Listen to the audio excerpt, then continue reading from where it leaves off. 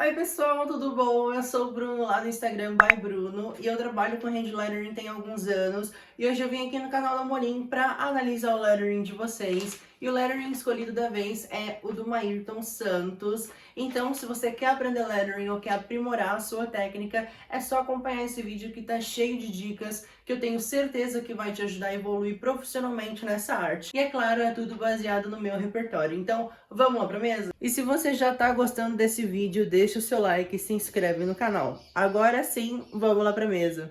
Então, vamos lá. Esse aqui é o lettering que o Maírton fez. Ele provavelmente deve ter feito numa folha A4. E eu gostei da disposição. Ele deixou um espaço aqui para as margens, né? Que isso aqui é muito importante cada vez que a gente for fazer um lettering.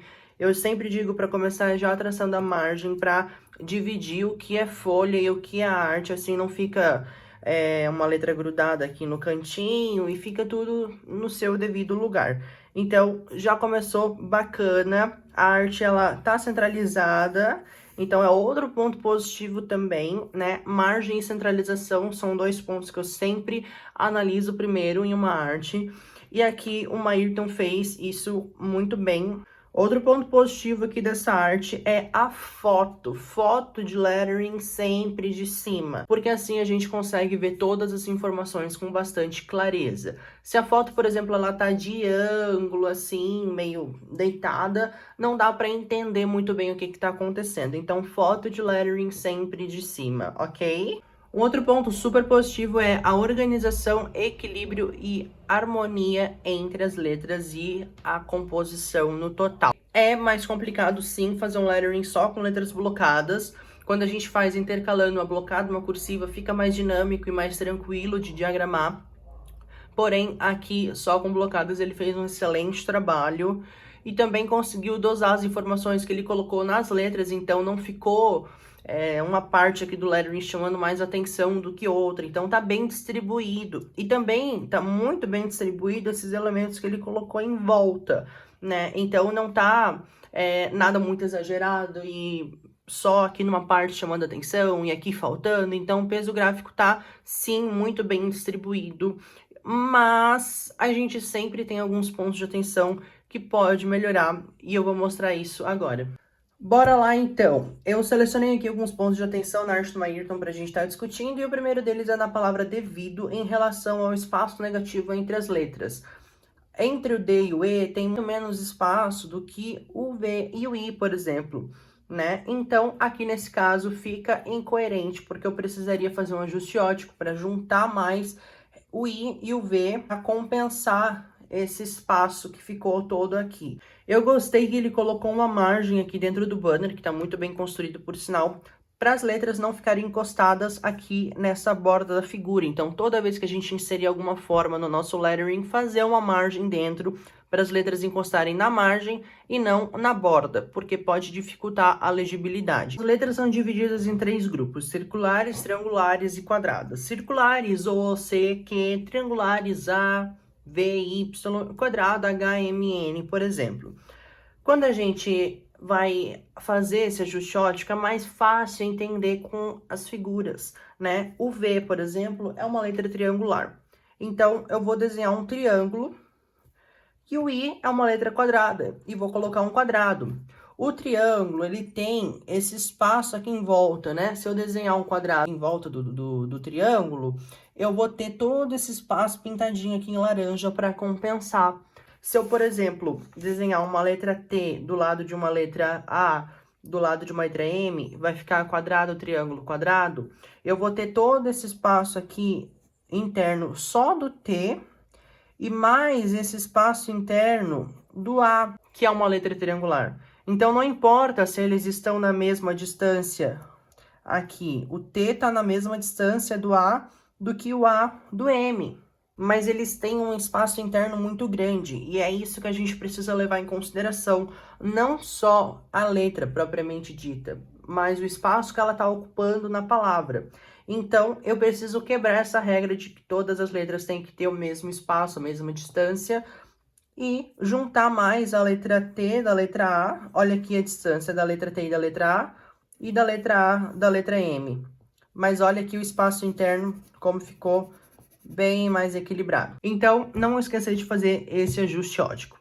Aqui a palavra ao, eu achei que ela ficou meio perdida aqui embaixo, então eu tiraria ela daqui e jogaria ela aqui para cima, tá? Colocaria devido ao dentro desse banner, até porque ela é uma letra complementar, uma palavra complementar. No lettering a gente divide as palavras-chave e as palavras complementares. Palavras-chave são aquelas que quando a gente lê só elas, já passa a mensagem central da frase. Por exemplo, devido aumento, amor esfriará. Quando você lê só essas 4 palavras, já dá para meio que entender o que a frase está falando, né? Então, a gente precisa cativar quem está lendo o nosso lettering para que ele bata o olho, leia só as palavras grandes e essas palavras façam com que ele tenha vontade de ler o resto da frase, né? Então, eu acho que aqui poderia ter tirado e colocado um outro detalhe ou feito um banner com uma parte aqui para baixo, enfim, tem várias soluções, mas teria colocado a palavra ao aqui para cima.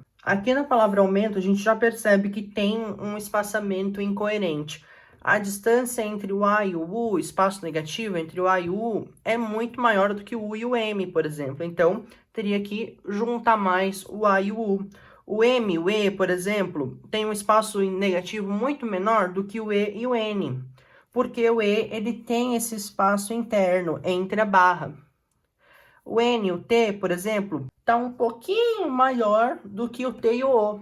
Porque, mais uma vez falando, o T é uma letra que a gente tem que cuidar bastante, porque só ele já tem uma espação muito grande, né? Então, aqui o O também tem um espaço interno aqui em cima e aqui embaixo, que isso sim faz muita diferença e a gente tem que levar em consideração, tá? Então, prestar atenção não só nas letras, mas no espaço que ela está ocupando na palavra.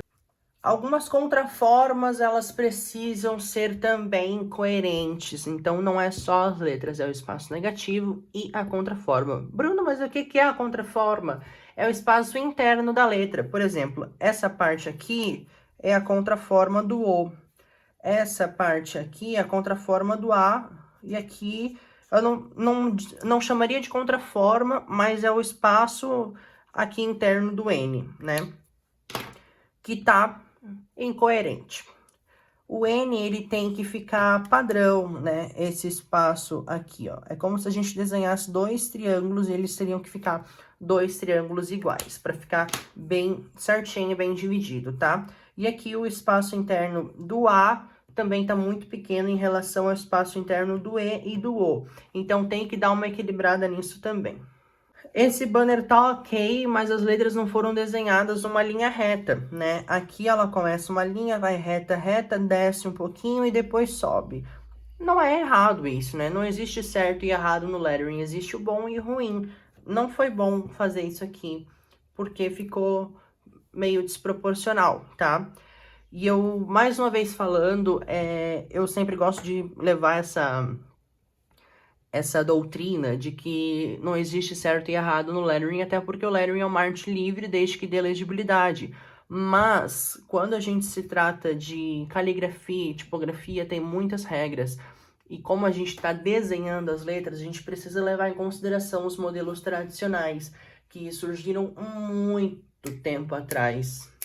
Então, a gente tem que, sim, procurar entender a construção correta das letras para depois a gente conseguir quebrar elas de uma maneira harmônica. A palavra amor, o espaçamento está muito bem feito, mas o R ele está construído de uma forma muito estranha. Eu não diria errado, até porque eu já falei que não tem certo e errado, mas uma forma estranha. Quando a gente está desenhando o R, a gente tem que fazer dessa forma aqui, ó. Deixa eu fazer aqui com vocês. Quando a gente tem um grid, por exemplo, a gente está desenhando dentro do grid, a gente vai fazer o R, né? Então, a gente começa desenhando o R para cá. O bojo do R, que é essa parte aqui, ele vai um pouquinho abaixo do centro desse nosso grid. Então, ele viria para cá, ele não encosta aqui no final do grid e vem um pouquinho até aqui para baixo. E a perna do R, onde que fica? A gente tem que traçar uma linha dessa ponta até aqui e o R teria a perna dele pra cá. E ele passaria um pouquinho do grid aqui. Então, essa é a forma correta de construir a letra R, tá? O que esse aqui não tá errado, mas dá pra construir de uma maneira melhor. Aqui também a largura dessa perninha aqui do R tá muito mais larga do que essa, então tem que dar uma equilibrada. Acabei de ver isso agora. Aqui na parte de muitos tá ok, só volto aqui nesse exemplo do banner, de fazer uma linha reta e desenhar em cima. E por último, a palavra esfriará, que é uma letra com largura fixa. Espaço interno, espaço negativo, tem que dar uma melhorada também, tá? Eu já expliquei isso antes na palavra devido. O mesmo exemplo se repete aqui embaixo. Tem muito mais espaço entre o E e o S, por exemplo, do que o R e o A, né? Então tem que tomar cuidado com isso. Outro ponto que a gente tem que tomar cuidado é que como ele decidiu fazer um grid em linha reta, o S ele passou muito aqui para baixo, tá? Então tem que tomar cuidado com isso para as linhas ficarem no eixo ortogonal. E também tomar cuidado porque como ele está fazendo uma letra com largura fixa, isso significa que todas as partes das letras vão ter a mesma largura. O que não acontece aqui no S, porque essa parte aqui do S tá muito mais grossa do que esse meiozinho. Então, tem que tornar ele proporcional, ok? E eu acho que, por último, tem essa barra aqui do E, ela tá muito curtinha. Do F também. Esse aqui de cima também tá um pouquinho curtinho, poderia aumentar um pouquinho aqui. E o R é o mesmo exemplo daqui de cima. E eu acho que eu terminei a análise desse lettering aqui. E agora eu vou mostrar a minha versão. Essa aqui é a versão que eu refiz do lettering do Mayrton, colocando todos aqueles pontos de atenção que eu falei aqui, do jeito que eu faria normalmente no meu dia a dia, certo? Então, eu tinha falado para colocar a palavra ao dentro do banner, e nesse caso eu fiz um banner mais ornamentado, porque tinha ficado muito espaço por aqui.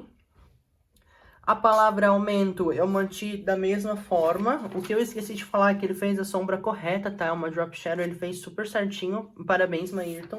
Então, eu só repeti a mesma letra, que ficou basicamente do mesmo jeito do Mayrton, que tava ok. A única coisa que eu fiz é que eu acompanhei aqui o movimento do banner, né? Então, as letras, elas estão em curva. E é muito bacana a gente utilizar essas formas no nosso lettering para dar um movimento, tá?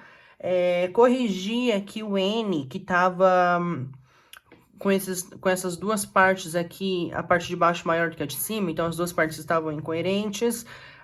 Ajustei o tamanho aqui da contraforma do A, construí o R ali da forma que eu tinha mostrado antes, corrigi o espaçamento aqui da palavra esfriará. Olhando agora, eu achei que esse S poderia ficar um pouquinho mais pro lado, ele ficou meio colado aqui no F e muito distante aqui do E.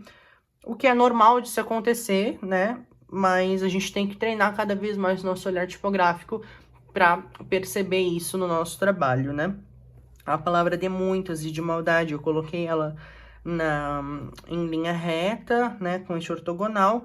Aqui eu brinquei com a perna do R, isso a gente pode fazer bastante nas nossas letras, que é estender algumas partes das nossas letras para brincar com a forma delas, ou até mesmo preencher um espaço, né? Aqui em cima, por exemplo, eu poderia ter feito um floreio aqui no A, enfim, dá para utilizar várias formas aqui no lettering para preencher o espaço, não só com ornamentos, mas sim com as próprias letras. E basicamente é isso. Coloquei aqui alguns floreios em volta, porque é meio característico meu. E é isso, queria parabenizar o Mayrton porque ele fez um excelente trabalho, mas como eu disse antes, sempre tem algumas coisinhas para melhorar. E eu tenho certeza que daqui a um mês eu vou olhar para esse lettering que eu fiz e já vou querer mudar tudo de lugar, porque é super normal. A gente vai evoluindo, vai mudando a nossa técnica e, consequentemente, a gente vai olhar para o nosso trabalho com um olhar mais crítico e querer melhorar ele cada vez mais. Muito obrigado por todo mundo que assistiu até aqui. Não esquece de me acompanhar lá no @ByBruno para mais dicas como essas. E até a próxima semana com mais um Refazendo Lettering.